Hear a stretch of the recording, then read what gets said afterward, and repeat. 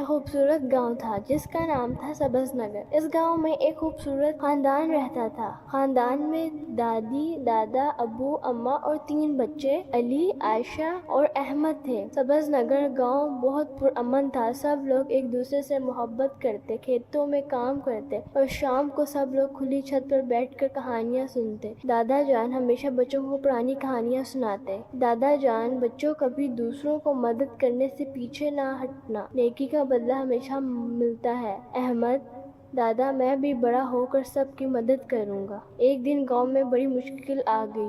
دن سے بارش نہیں ہو رہی تھی، کھیت خشک ہونے لگے، جانور پیاسے تھے، سب لوگ فکر مند تھے۔ امی نے احمد سے کہا، بیٹا دعا کرو کہ بارش ہو جائے۔ احمد نے آسمان کی طرف دیکھا اور دعا مانگی۔ اسی دوران گاؤں کے بزرگوں نے کہا، بارش نہ ہوئی تو ہمیں کھیت چھوڑ کر دوسرے گاؤں جانا پڑے گا۔ گاؤں کے بچوں کو یہ بات سن کر دکھ ہوا۔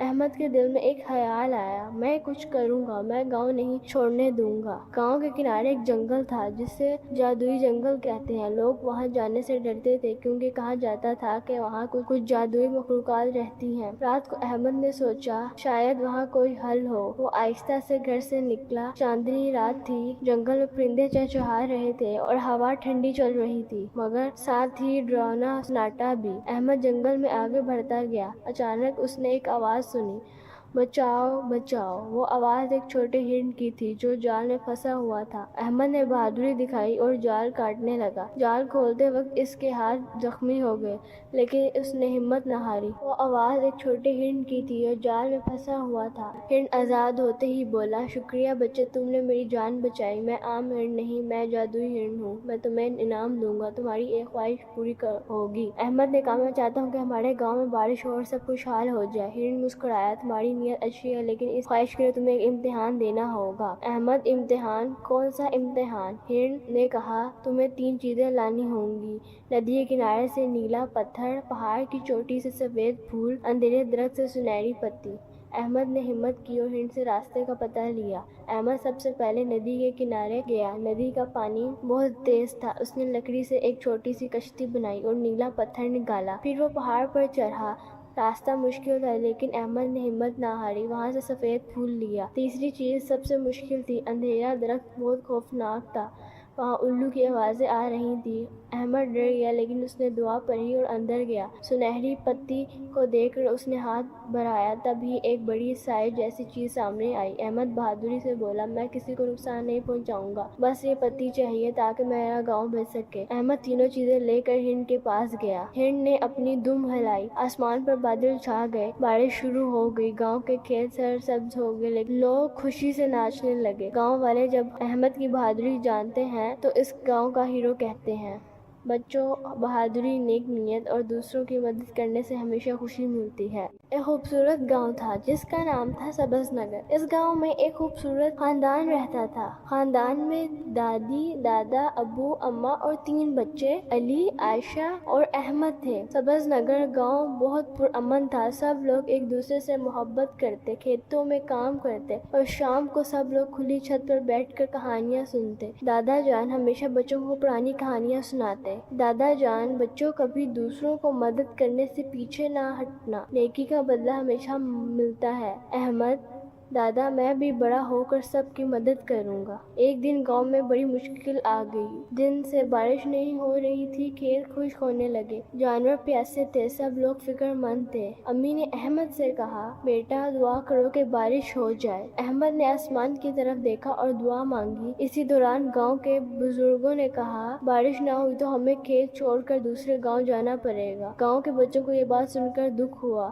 احمد کے دل میں ایک خیال آیا، میں کچھ کروں گا، میں گاؤں نہیں چھوڑنے دوں گا۔ گاؤں کے کنارے ایک جنگل تھا جسے جادوئی جنگل کہتے ہیں۔ لوگ وہاں جانے سے ڈرتے تھے کیونکہ کہا جاتا تھا کہ وہاں کچھ جادوئی مخلوقات رہتی ہیں۔ رات کو احمد نے سوچا شاید وہاں کوئی حل ہو۔ وہ آہستہ سے گھر سے نکلا۔ چاندنی رات تھی، جنگل میں پرندے چہچہا رہے تھے اور ہوا ٹھنڈی چل رہی تھی، مگر ساتھ ہی ڈراؤنا سناٹا بھی۔ احمد جنگل میں آگے بڑھتا گیا۔ اچانک اس نے ایک آواز سنی، بچاؤ بچاؤ۔ وہ آواز ایک چھوٹے ہرن کی تھی جو جال میں پھنسا ہوا تھا۔ احمد نے بہادری دکھائی اور جال کاٹنے لگا۔ جال کھولتے وقت اس کے ہاتھ زخمی ہو گئے لیکن اس نے ہمت نہ ہاری۔ وہ آواز ایک چھوٹے ہرن کی تھی جو جال میں پھنسا ہوا تھا۔ ہرن آزاد ہوتے ہی بولا، شکریہ بچے، تم نے میری جان بچائی۔ میں عام ہرن نہیں، میں جادوئی ہرن ہوں۔ میں تمہیں انعام دوں گا، تمہاری ایک خواہش پوری ہوگی۔ احمد نے کہا، میں چاہتا ہوں کہ ہمارے گاؤں میں بارش ہو اور سب خوشحال ہو جائے۔ ہرن مسکرایا، تمہاری نیت اچھی ہے لیکن اس خواہش کے لیے تمہیں ایک امتحان دینا ہوگا۔ احمد، امتحان؟ کون سا امتحان؟ ہرن نے کہا، تمہیں 3 چیزیں لانی ہوں گی: ندی کے کنارے سے نیلا پتھر، پہاڑ کی چوٹی سے سفید پھول، اندھیرے درخت سے سنہری پتی۔ احمد نے ہمت کی اور ہرن سے راستے کا پتہ لیا۔ احمد سب سے پہلے ندی کے کنارے گیا۔ ندی کا پانی بہت تیز تھا۔ اس نے لکڑی سے ایک چھوٹی سی کشتی بنائی اور نیلا پتھر نکالا۔ پھر وہ پہاڑ پر چڑھا۔ راستہ مشکل تھا لیکن احمد نے ہمت نہ ہاری، وہاں سے سفید پھول لیا۔ تیسری چیز سب سے مشکل تھی۔ اندھیرا درخت بہت خوفناک تھا، وہاں الو کی آوازیں آ رہی تھیں۔ احمد ڈر گیا لیکن اس نے دعا پڑھی اور اندر گیا۔ سنہری پتی کو دیکھ کر اس نے ہاتھ بڑھایا، تبھی ایک بڑی سائے جیسی چیز سامنے آئی۔ احمد بہادری سے بولا، میں کسی کو نقصان نہیں پہنچاؤں گا، بس یہ پتی چاہیے تاکہ میرا گاؤں بچ سکے۔ احمد تینوں چیزیں لے کر ہرن کے پاس گیا۔ ہرن نے اپنی دم ہلائی، آسمان پر بادل چھا گئے، بارش شروع ہو گئی، گاؤں کے کھیت سرسبز ہو گئے، لیکن لوگ خوشی سے ناچنے لگے۔ گاؤں والے جب احمد کی بہادری جانتے ہیں تو اس گاؤں کا ہیرو کہتے ہیں۔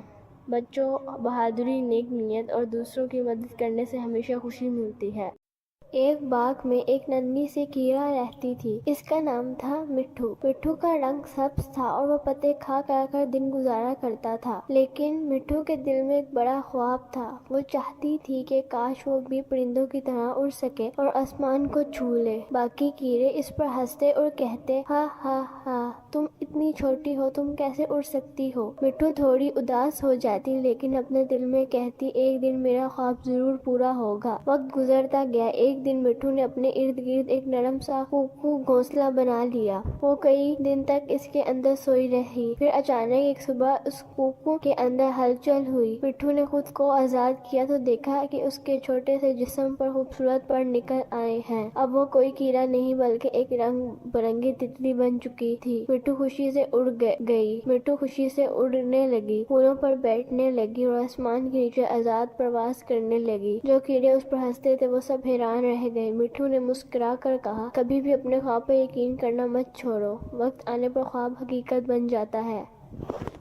ایک باغ میں ایک ننھی سی کیڑا رہتی تھی۔ اس کا نام تھا مٹھو۔ مٹھو کا رنگ سبز تھا اور وہ پتے کھا کر دن گزارا کرتا تھا، لیکن مٹھو کے دل میں ایک بڑا خواب تھا۔ وہ چاہتی تھی کہ کاش وہ بھی پرندوں کی طرح اڑ سکے اور آسمان کو چھو لے۔ باقی کیڑے اس پر ہنستے اور کہتے، ہا ہا ہا، تم اتنی چھوٹی ہو، تم کیسے اڑ سکتی ہو؟ مٹھو تھوڑی اداس ہو جاتی لیکن اپنے دل میں کہتی، ایک دن میرا خواب ضرور پورا ہوگا۔ وقت گزرتا گیا۔ ایک دن مٹھو نے اپنے ارد گرد ایک نرم سا کوکو گھونسلہ بنا لیا۔ وہ کئی دن تک اس کے اندر سوئی رہی۔ پھر اچانک ایک صبح اس کوکو کے اندر ہلچل ہوئی۔ مٹھو نے خود کو آزاد کیا تو دیکھا کہ اس کے چھوٹے سے جسم پر خوبصورت پر نکل آئے ہیں۔ ہیں۔ اب وہ کوئی کیڑا نہیں بلکہ ایک رنگ برنگی تتلی بن چکی تھی۔ مٹھو خوشی سے اڑنے لگی، پھولوں پر بیٹھنے لگی اور آسمان کے نیچے آزاد پرواز کرنے لگی۔ جو کیڑے اس پر ہنستے تھے وہ سب حیران رہ گئے۔ مٹھو نے مسکرا کر کہا، کبھی بھی اپنے خواب پر یقین کرنا مت چھوڑو، وقت آنے پر خواب حقیقت بن جاتا ہے۔ خوشی سے اڑ گئی۔ مٹھو خوشی سے اڑنے لگی، پھولوں پر بیٹھنے لگی اور آسمان کے نیچے آزاد پرواز کرنے لگی۔ جو کیڑے اس پر ہنستے تھے وہ سب حیران رہ گئے۔ مٹھو نے مسکرا کر کہا، کبھی بھی اپنے خواب پر یقین کرنا مت چھوڑو،